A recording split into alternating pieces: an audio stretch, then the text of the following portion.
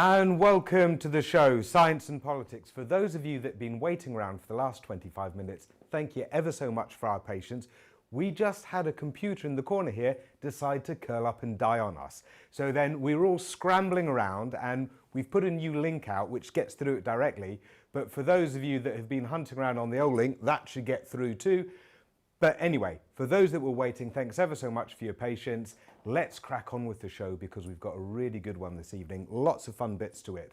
I want to start by saying that this is a new show on Byline TV. This is a new concept. We want to be doing it weekly. But the whole idea is science and politics. There's nothing else like this out there where you actually discuss what's the science issues of the day in a really sort of newsy way, as well as the politics of the day and how they mash. And this is also something fairly new in our culture, particularly with the coronavirus pandemic along. But the interesting thing for me is, because I work in science policy, a few years ago, you couldn't get politicians or you couldn't get the public at large to talk about science and politics together and science policy. That wasn't part of the discourse. I remember back in 2015 when I was working with Scientists for Labour, developing policy there, and we were trying to nudge, MPs take up these issues. The UK was at the bottom of the G8 for science funding, the bottom, right? And we were saying science adds so much value. It's the future of our economy. It's breakthrough in so many jobs. This is important. They'd say, yeah, we agree, and then they'd do nothing. And I think the reason why was because the public weren't chatting about it. The media weren't chatting about it. So it was unsafe territory for them. They didn't know what conversation they were going to be getting onto. So then when the referendum came along, the 2016 referendum, that's when I started Scientists for EU, because I thought, right, this time it's not Labour against the Tories, against the Lib Dems or whatever. All these different sectors are going to be fighting for themselves, pro-EU or anti-EU, but it'd be the sectors speaking. Those people would have to be interviewed. You'd have to have that discussion in front of the public. So I started Scientists for EU with that in mind. Now, as it happens, the media largely focused on white Tory males that were pro-Remain versus white Tory males that were pro-Leave, but still, lots more sectors got to have their say in this debate, and us alongside Universities UK and others really managed to get a lot more of the conversation going. After Brexit happened, we then reported on all the damage that was being done. In 2017, finally, the Conservative Party, Labour Party, Lib Dems all promised a doubling of the science budget. It had cracked through as an issue that was meaningful to them. And the 2019 election just gone, again, everyone was promising doubling of budget. There was Dominic Cummings and his pro-science agenda, and he was going to build DARPA. And Boris Johnson has now been saying that they want to make us a science superpower in this country. And then, of course, as the coronavirus crisis came along, the pandemic, then we've seen Sir Patrick Vallance and Sir Chris Whitty there constantly on our TV screens, as we have Sage advising the government, independent Sage setting up an opposition, getting airtime as well. Scientists are all over the media. The discussion of science is everywhere, from Julia Hartley-Brewer and the lockdown skeptics all claiming to champion science, to the scientists themselves challenging that, or some of them endorsing that. And so there's tons of debate around science. There's the deluge of information that comes with science, and there's the deluge of opinions as well. And so it's very easy in this world to pick up the usual talking heads to discuss what's going on. They've all become instant experts now, instant experts about the PCR and how many cycles gets false positives or false negatives. But the attitude and the approach that I think we really want here is for you to understand how scientists themselves view these kind of problems. I think it's dead healthy that we've seen more and more of my colleagues actually in the press and on broadcast TV discussing those issues. I think this is great for our national conversation, but I think it's not just a case of interviewing them and getting sound bites. I think we need proper shows on this, where you can really have those longer form interviews, longer form discussions. This needs to become a regular part of our culture, I think, in order to be able to handle it right. So that's what we're doing here on Byline TV. As per usual, if you want to support that, support the Patreon. That's what gives Byline TV the funding to go and do all of the filming here in the studio and outside that it does. Also, at the end of all of this session, which is just on YouTube, we will be hopping onto the Patreon for those people who are supporting it for a questions and answer sessions with me. So you ping in your questions and we get to chat about them. So at the end of this show, 15-minute break, which means that you get a rest or you get a time to sign up to the Byline TV Patreon, and then we'll have that chat. Okay, great. So now let's start. And I've got a clip that I want to play for you first, and you will see the reason why it's important later. But first of all, the context is this: Northern Ireland. Northern Ireland is becoming a really hot topic. Now, you saw it become a hot topic over AstraZeneca, the invocation of Article 16 by the EU for a few hours before cancelling it. But now, because of the snarl-ups at the border with all the paperwork and the customs and the political tension that kicks off around it, Michael Gove has asked for an extension to the current grace period until 2023. But this extension to the grace period is so that we can handle all the friction at that border between Great Britain and Northern Ireland. This friction, Boris Johnson told us categorically, was not going to happen. He insisted to business people in Northern Ireland that there would be no paperwork, they could put it in the bin. He insisted during the general election, even when he was confronted with government documents saying there would be, he said there wouldn't. George, can you roll that clip, please? Last month, you told businesses in Northern Ireland that they would face no forms, no checks, no barriers of any kind under your Brexit deal. And you also went on to say that if anyone asked them to fill out a form, they should phone you up personally and you'll direct them to throw that form in the bin. Well, how come then that this government document that was leaked this week says that that's not true, that there will be checks and forms? Were you telling the truth? Yes, I am. And look at what we say in our manifesto, look what we're going to deliver. The deal that we've done with the EU... So will there be checks? No, absolutely not. The deal we've done with the EU is a brilliant deal, and it allows us to do all the things that Brexit was about. So it's about taking back control of our borders, money, laws, but unlike the previous arrangements, it allows the whole of the UK to come out of the EU, including Northern Ireland, and the only checks that there would be if something was coming from GB via Northern Ireland and was going on to the Republic, then there might be checks at the border into Northern Ireland. So this document is talking about checks both ways. And that's wrong, because there won't be checks. So you're saying that this is wrong, the government's own impact assessment is wrong, your Brexit secretary is wrong, all these people are wrong, and you're right? Yes, because there's no question of there being checks on goods going NIGB or GBNI. So they're part of, if you look at what the deal is, we're part of the same customs territory, and it's very clear that there shall be unfettered access between Northern Ireland and the rest of GB. And the only reason this is another of these things that has been produced by the Labour Party.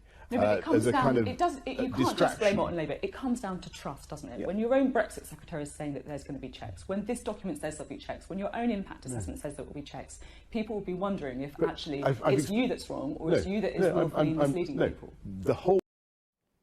And we are back. Now, how about that for an absolute masterclass in lying? Boris Johnson, he is a professional. He is practiced at this.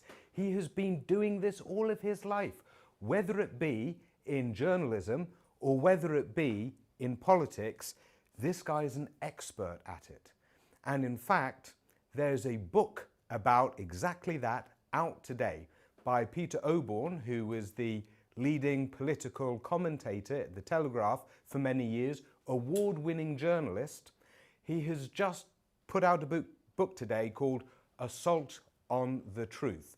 So Peter wrote a book about 15 years ago about Tony Blair and his normalisation of lying in politics, which he objected to. But he now says that Boris Johnson and Donald Trump are just off the charts with this. And it's wound him up so much that he's written a book on it, which is out today. So earlier today, this morning, I sat down and I interviewed Peter about this book and about his thoughts on Boris Johnson, this government, where this lying takes us and how it undermines our British structures and our British democracy. Take a look. So it's very much a weapon about removing individuals who are resisting them or trying to hold them to account. Yeah, that's a part of, exactly. The media has gone along, large sections of the media have gone along with this. In fact, generally speaking, almost all the media, even the BBC, which is, I find, rather upsetting. And journalists who don't go along with this suffer very severe consequences, because you're going to upset your immediate bosses and on the news desk and your editor and your proprietor potentially, and you're going to upset Downing Street. So if you're the political editor of a broadcasting organisation or a newspaper, you'll be frozen out of access. You won't get any interviews with the Prime Minister. He won't answer your questions. You'll be briefed against yourself, because there are various sort of outlying bits of the provisional wing of the Downing Street machine, which will go after individuals. And your bosses will say, why aren't you getting the interviews? Why aren't you getting the stories? And the only way you can do that is by towing the line with Downing Street and doing their job for them. So that's a very interesting perspective from the journalist's perspective, because a lot of the public watching this might not understand these dynamics. But if you're a journalist thinking about your own career, then you're very much bullied by not just Downing Street, but the Downing Street media complex, because it can only be a dynamic like this if the BBC and other major broadcasters are in on the game and are happy to support the game. Yeah. So you've got a politico-journalistic complex here, which magnifies the whim of the government and is fearful to criticise it. And then that marginalises those that are prepared to criticise it and means that they just don't get the advancement that they want. Where does this take us, Peter? I mean, what path does this put us on for years down the line? What do we need to counteract this?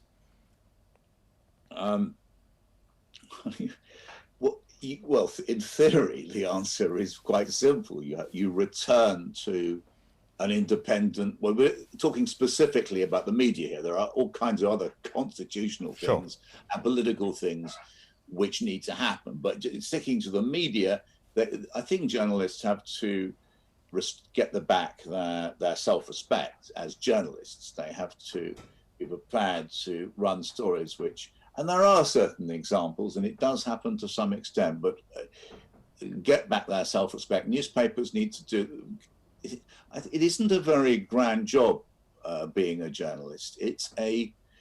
You shouldn't really you shouldn't want to meet ministers. You really oughtn't to want to deal with them, or you should just be concentrating on telling the truth and exposing the things which they are doing wrong. And of course, when they get things right, you should say that too. But you should be independent. We need to go back to being independent as journalists, and too many of my former colleagues, because I've really left the mainstream media now, have just play this game of access, and you can see the cronyism there is there. Do you think there's a king's court culture, courtier journalists that get privileged access and that get more exposure because of it? Not naming names, but do you think that there is a growing culture there? There is a culture of client journalism which dominates the media. You almost call it the state media, except that they are owned by most of the papers by billionaires. Not, but there is effectively a pro-government media, and the BBC, because I think it's cowed by, threatened by Downing Street. We've seen these very ugly threats made by Downing Street against the BBC, and now the disgraceful appointment of the former banker Richard Sharp as chairman of the BBC sends out another message that, you know, that the BBC is under threat. And rather than stick to their guns, to their discredit, the people who run the BBC, I do blame the senior journalists, but I also particularly think that the bosses of the BBC, rather than standing up for the values, the Reithian values of an independent BBC, are kowtowing to the government of the day. And you think that is more because they're being bludgeoned into that by a hyper-aggressive government who's seeking to control the conversation, or do you think it's a lack of spine on their parts, or is it some combination of the two? I think it's both, yeah. They are being bludgeoned, but they also completely seem to me to misunderstand the role and duty of a BBC journalist and what the great, magnificent values which the BBC still very much should stand for. I'm a great supporter. Do you think the BBC's reputation has been hurt, nationally, internationally? I think it has. It's remediable. Right. But the appointment of Richard Sharp, who has no media or broadcasting background, he's a Tory donor who gives money to this Quilliam Foundation, yes. Which is incredible. It sends a dreadful message, and it's very painful for the BBC. But there seems to be no sign of leadership from within the BBC. There were two great British institutions created in the 20th century. One was the National Health Service. The second was the BBC. And it stood for common values. And what clearly the government of the Boris Johnson government is trying to do is to make it represent a very narrow set of values. Their values. Yeah, you can see that very strongly. And to me, it makes me wonder, what is the USP of the BBC now? What does it do uniquely and individually that can't be done by other news channels? I personally am not seeing a difference. And I know that it's got this origin in public education and being a strong, extremely well-resourced public resource, but I'm not seeing that deployed in the way that you'd like to see, given that its national prominence. I see it largely as now being fused into the government's comms, with some sprinklings of impartiality because they can play chair here or there, but I think lots of people are becoming very disaffected with the BBC. I think it's so important that it survives as an independent national institution, which is independent of government and somehow represent a common British culture and a sense of education and a sense of who we are and a sense of humour. And of course, it still has many of these wonderful programmes which would vanish the moment that the BBC was effectively got rid of.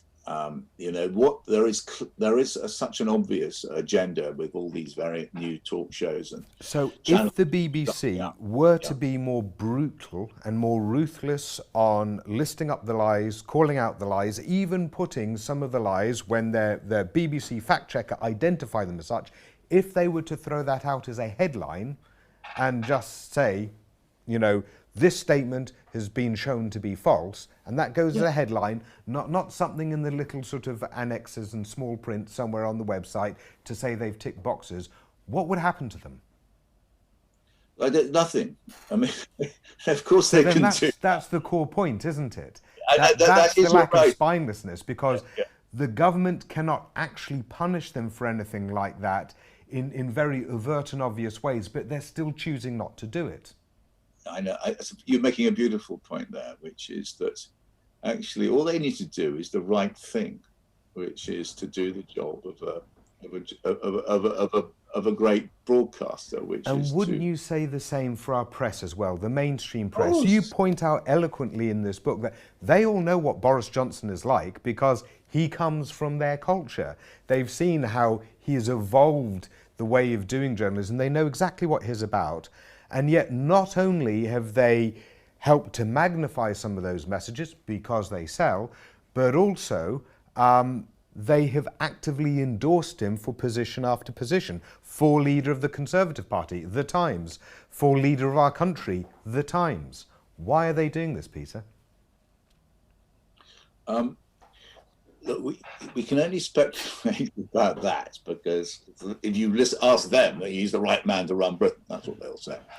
He despises our doubts, something like that, they'll say. But actually, you've got to. It does make you want to look at the ownership of the British press. They are owned by, I think I'm right, basically a series of rich men, or a very small number of them, who don't pay. Do they all pay British tax? I think that we need to ask ourselves big questions about media ownership. Right. Fascinating. Absolutely Oh, hey, I didn't see you there.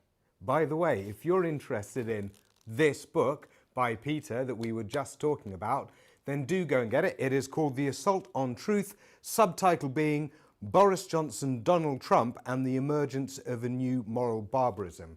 And make sure you have a stiff drink before you read it, or just make sure to do like breathing exercise and not take it too seriously when you first read it, because it can wind you right up. Right, now let's talk about science. What's been going on with science this week? So the main story that I want to start with is the catch up on the whole rollout and how that's going. So let's go through again that whole EU, AstraZeneca, UK, Northern Ireland, Article 16 story and see where we are now with all of that, because that's important. Before going on to other technical aspects of the rollout, such as one dose or two, with what time between them, and also what does the new variant mean for all of this. And then after that, I want to get into conspiracy theories. And that's important because as this situation continues and as disaffection grows, then as you'll see later, and this has been really important this week, you start to see all these conspiracy theories bubbling up. But first of all, let's talk about the vaccine rollout. Now, the big news last week was the EU's contractual disagreements with AstraZeneca. AstraZeneca had promised the EU a certain number of doses in best case scenario. And then suddenly they told the EU they couldn't produce that number. In fact, they could only produce 40% of that. I think it was 31 million instead of 80 million or something like that. But they hadn't given them much warning, and they referred to their clause in the contract as being best case scenario stuff. But the EU got suspicious because it had booked a certain amount, it was expecting that. Clearly things were going well with the UK, so what was going on? And they demanded to see their contracts, they demanded transparency about the supply lines, and they sort of wanted to put some teeth in it as well, because they've got countries across Europe baying at them, you know, why are we looking at 40% supply here? So they demanded, quite fairly, of AstraZeneca to declare openly what their supply lines looked like, how they were producing the vaccine, where they were sending it.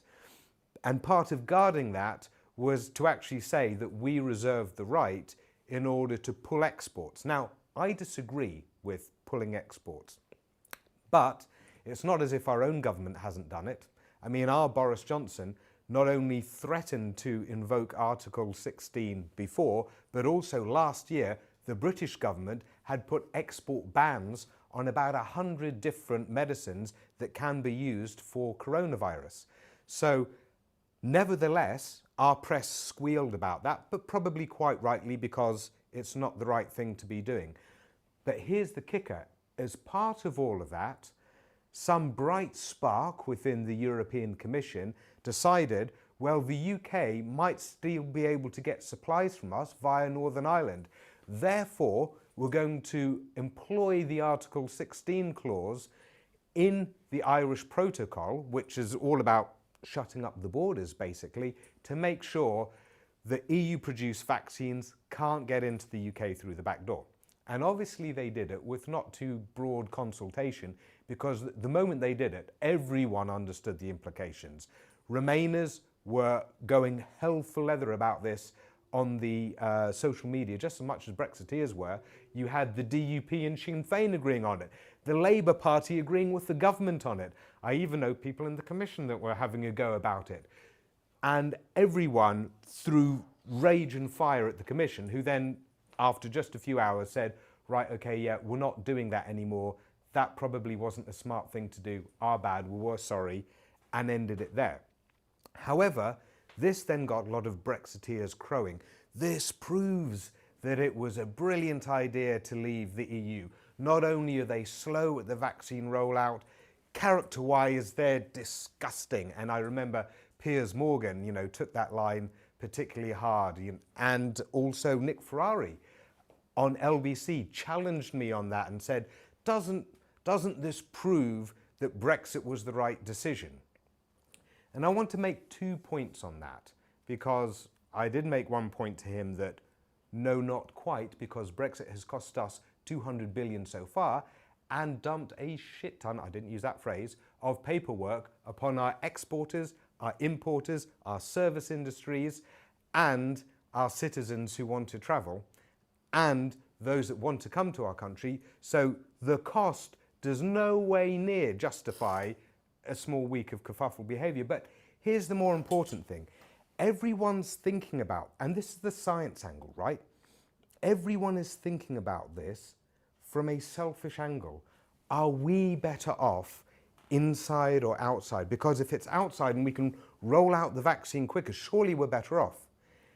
Counterfactual, if we were inside the EU, not only, as lots of people have said, could we invoke emergency procedures and the rollout would be our own because it's based on the NHS, but also we would have the European Medicines Agency in London, run jointly between the EMA and our own MHRA, which is our own national regulator for medicines, and that twin engine was working beautifully before the EMA got ripped out and moved off to Amsterdam. So we'd have been able to speed up the whole thing for all of Europe. If our government had still been in the EU and collaborating with other governments about rollouts, about getting all the manufacturing base in place, we could have probably also helped them too on that. This is one thing that the UK has done right. But when the UK was in the EU, we were a power of good on a lot of these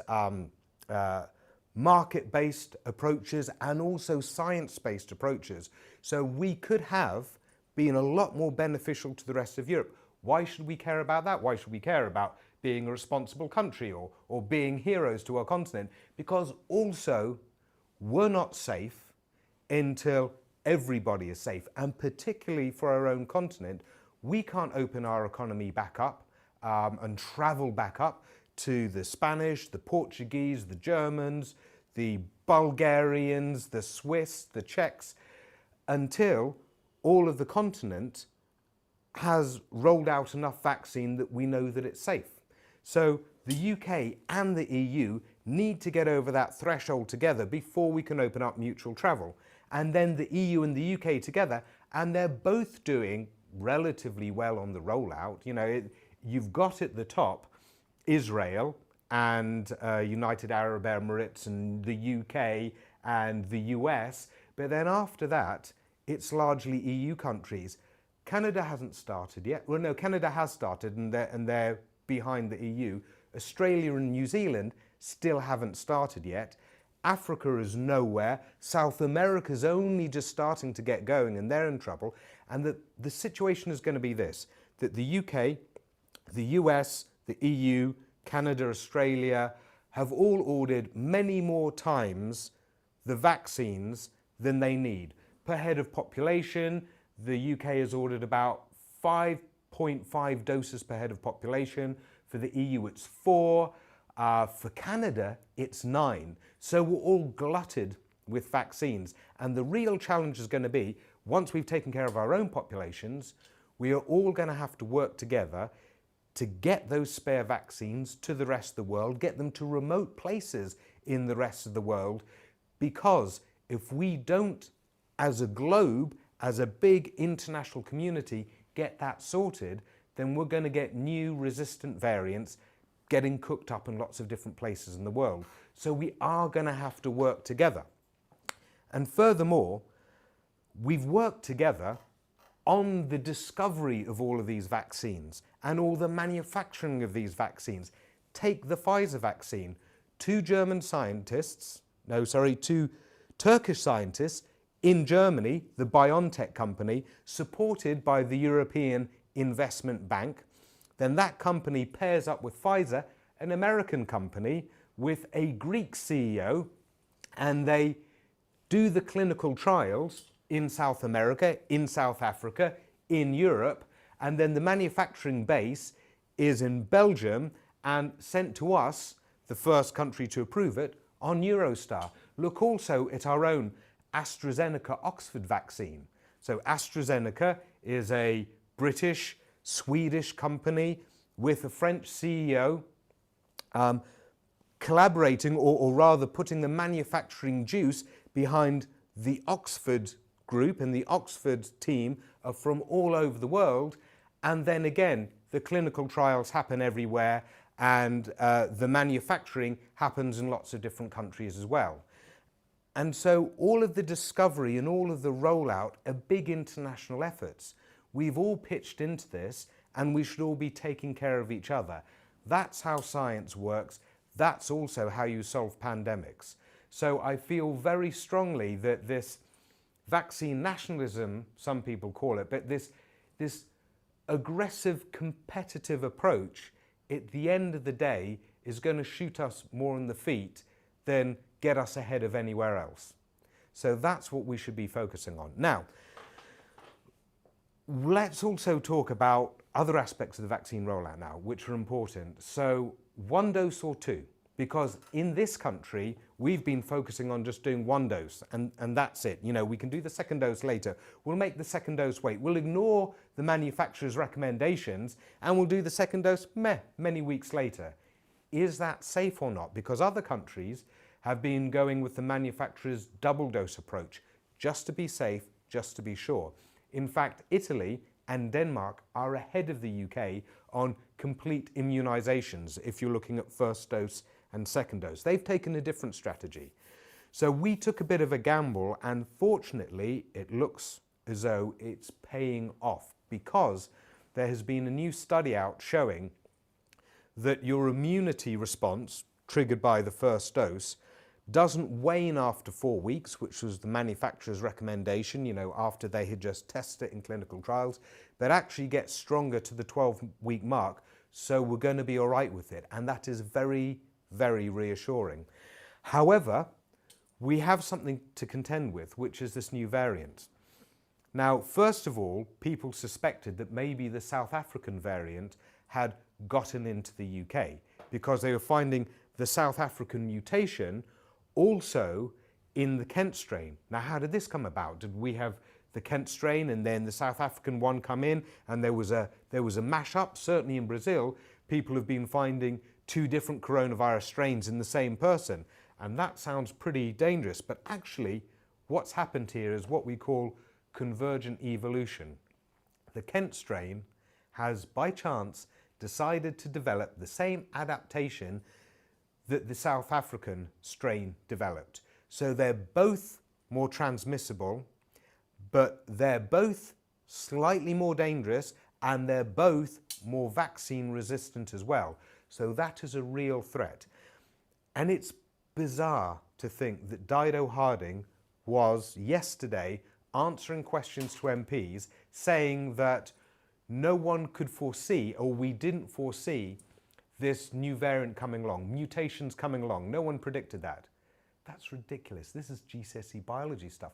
Everyone was predicting it. From the get-go, there have been geneticists mapping all the different polymorphisms, variants and strains coming out of the coronavirus. You can see it region by region, the Asian variants and the European variants. We've been mapping this all the way through. That's what our genomic institutions have been doing. And they've been doing it because everyone understands, even if you play computer games like Plague Inc., that you get variants, you get genetic adaptations, you get mutations to viruses that are spreading around the globe that can make them weaker, that can make them stronger, that can make them more transmissible, all of that. So it is absolutely bizarre, and it shames our national science that Dido Harding, who knows nothing about science, has now moved from the test and trace system to being appointed as the head of our new National Institute of Public Health. So we've got a real problem here with lack of scientific education right at the top of a new science institute in our country. How embarrassing is that?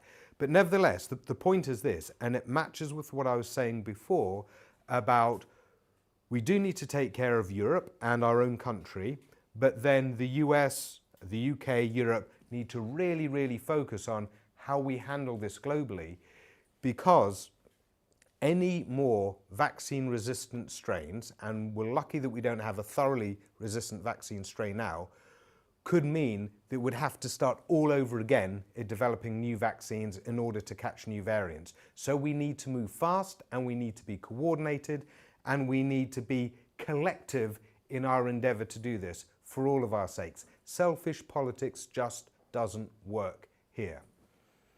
But now let's move on to conspiracy theories, because as this goes on, and as we get new vaccines rolling out, and as we get lockdown continued because of fears of transmission in schools, because of fears of new variants that could sidestep our vaccines, some people are starting to say that this is all deliberate.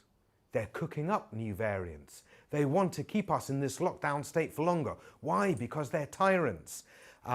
This is the beginning of the end of our freedoms. We need to push back. We need liberation. We need it now. We see their plans.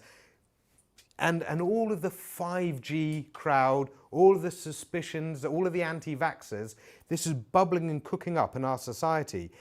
As there is genuine corruption within our government over contracts that they've given out, as people get frustrated because they thought lockdowns were going to fix it quickly, this disaffection is bubbling up and giving fertile ground to more and more bizarre theories coming through. And that's starting to have a real knock-on effect, not just for criticism of the government and scientists associated with the government, but also down to our NHS and our frontline staff and those hard-working doctors and nurses that are trying to save our lives round the clock and increasingly getting some really bizarre abuse.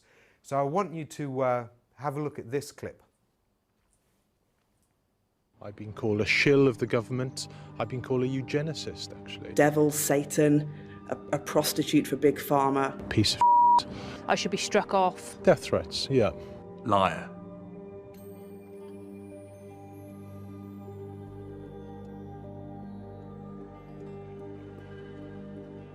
Instead now of being heroes and being clapped, and we are now being told that we are killers, we are liars, we are frauds.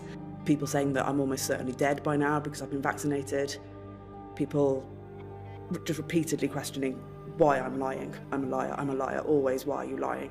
By that point there was thousands upon thousands of comments. People were texting me saying, oh my God, have you seen what people are saying to you? And I was like, yes, I have, and I don't want to look anymore. Yeah, I've been called a piece of there's more I've deleted. Colleagues of mine across intensive care in South Wales have been sent death threats or threats of physical violence. Death threats? Death threats, yeah. My nurses were absolutely devastated by it. Not particularly because I'd been personally attacked, although they didn't like that. You know, they said, people think we're lying. People think I'm coming to work and lying about what I do. They couldn't believe that they're breaking their back and, you know, killing themselves to try and keep these patients going, and that people are turning around and saying that we're lying and none of that's happening and that COVID doesn't exist. It's exhausting. Psychologically, it's exhausting. Of course, people will say, if you don't want grief on social media, don't go on social media. I mean, that's fair, but I think we also have a responsibility as healthcare workers and healthcare professionals to kind of counteract a lot of this. We don't get paid for doing this. It's not part of our job. We haven't had training in doing it. We do it because we think it's important. We do it because we think it will help patients and families. We just want to be treated with civility and treated as people that are doing our job daily under pressure, and not to be called murderers or prostitutes. We don't want to be called heroes, we just don't want to be called that.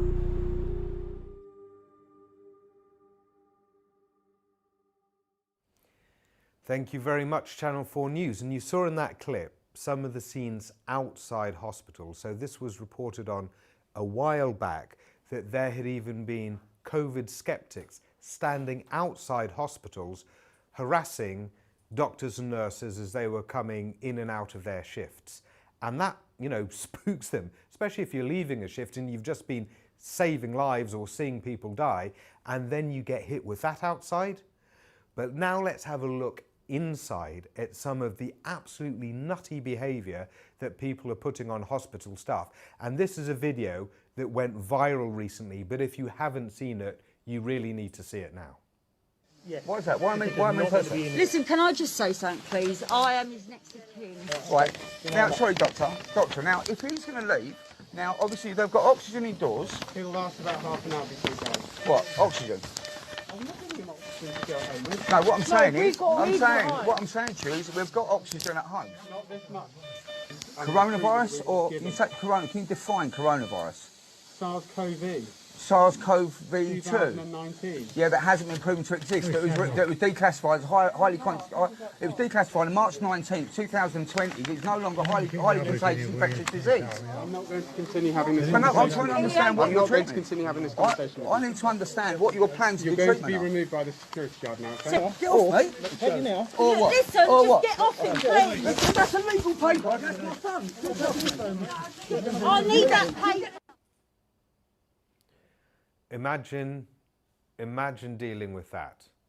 Like I mean, our frontline doctors and nurses deal with a lot already.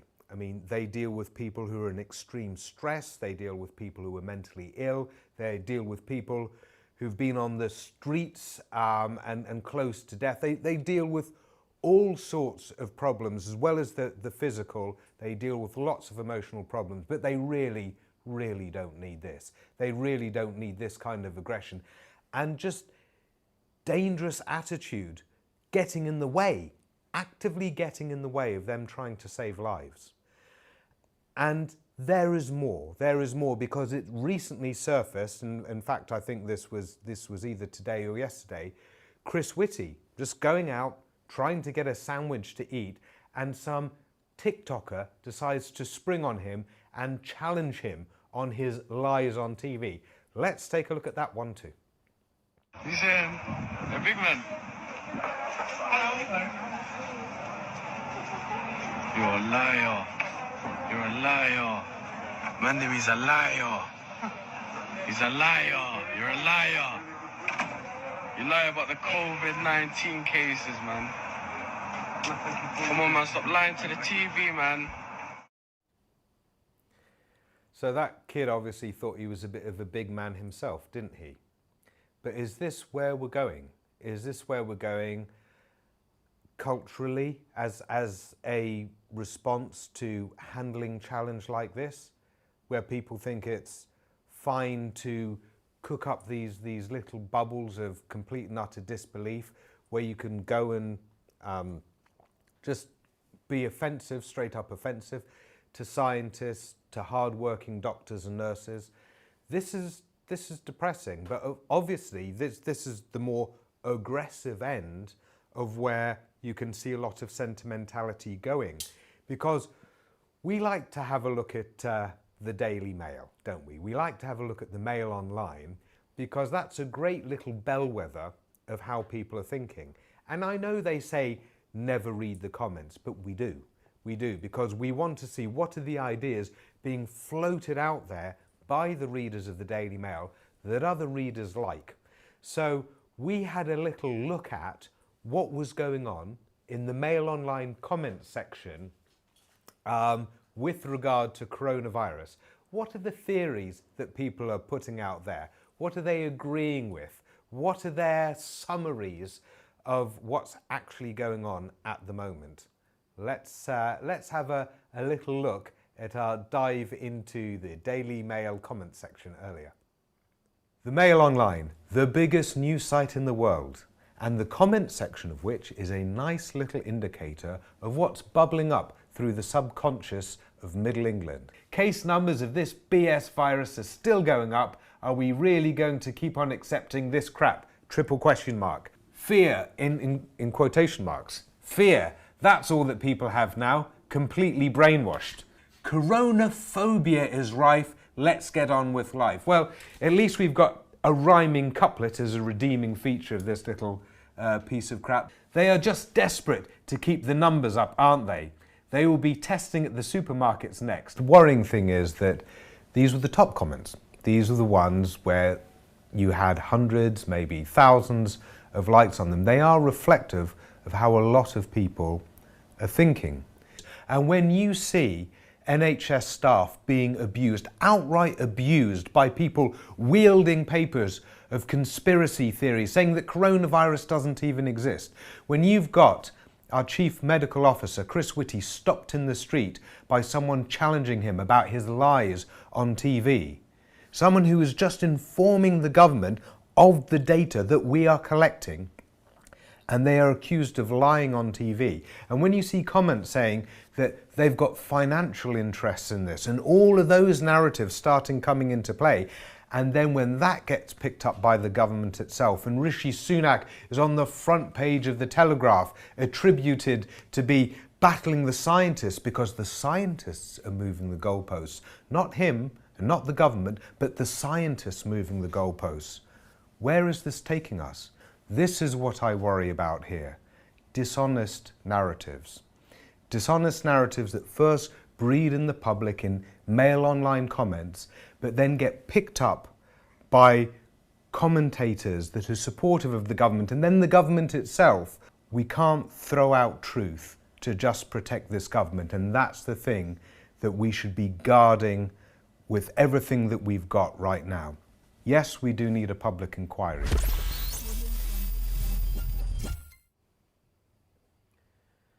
Science, politics, truth. So that's what we've really been focused on today. You need a common understanding of truth and what's real and what the data are and what the intentions are in order to have the kind of conversations upon which sensible democracy is based. So that's why we started with Peter, because his objection was very much that Boris Johnson's style of lying and saying whatever you want on an individual level used to just get punished outright. But when you have it hammered in sort of repeatedly by an individual, then put in systematically that he can contradict even government papers put out, and then other MPs or ministers will roll in behind him, well then, as you saw in that very first clip that we showed, when Boris Johnson was blatantly lying away there, who do you trust? What do you trust? It throws you into a state of confusion. You can't have sensible debate from that kind of point.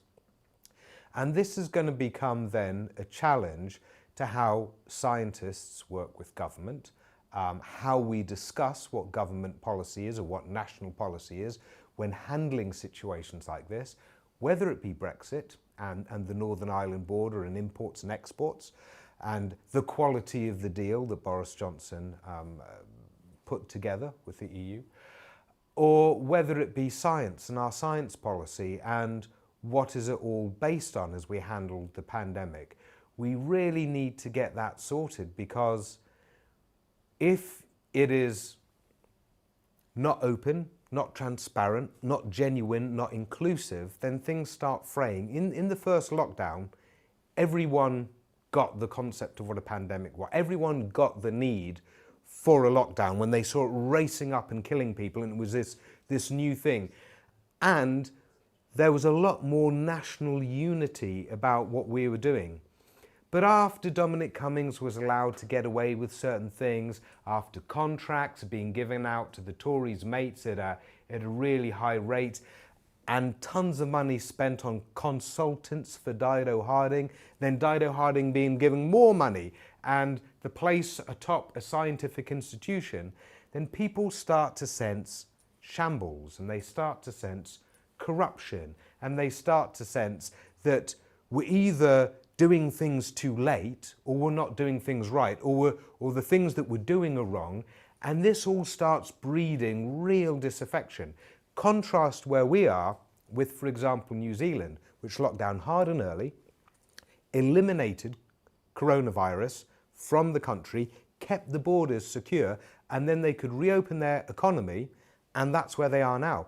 They haven't started, incidentally, rolling out their vaccine because they don't need to. They have defeated it by other means, and they can sit pretty and watch the rollout of the vaccine in the US, the UK, the EU, see which ones are safest, see which procedures work best, and then just copy-paste that across. And they've got the luxury of time to do that. So I think that we're getting ourselves in quite a complicated nexus here between badly handled science policy, badly communicated science and public policy, political warfare around it, a disunited kingdom over it, and then Brexit dynamics exacerbating all of that in terms of our relationship with Northern Ireland and our relationship with the EU. And incidentally, if you're interested in the Northern Ireland question, then Byline TV will be out there filming, getting the inside story there. That's what we do. So keep your eyes peeled for that. But for now, that's the wrap up of the show today. We hope you found it interesting, fascinating even.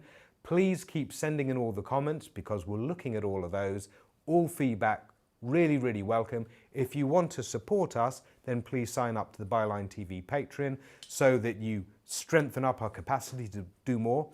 But if you want to chat to me as well, what we're going to do now is we're going to take a 15-minute break, relax a bit, then we're going to come back on the Patreon channel and then have a question and answer session. So any questions you've got to throw at me, you can come onto the Patreon, you can throw them at me there, and we'll just kick back and have the after-party discussion. We will discuss the science and the politics now. So if you've got any burning questions, get them jotted down. If you're already supporting us on Patreon, just go across that channel in 15 minutes. If you're not, but you want in on the chat, then hop across to the Patreon, sign up, you'll be supporting us, then come and chat with us. And that's going to be lovely. So see you then.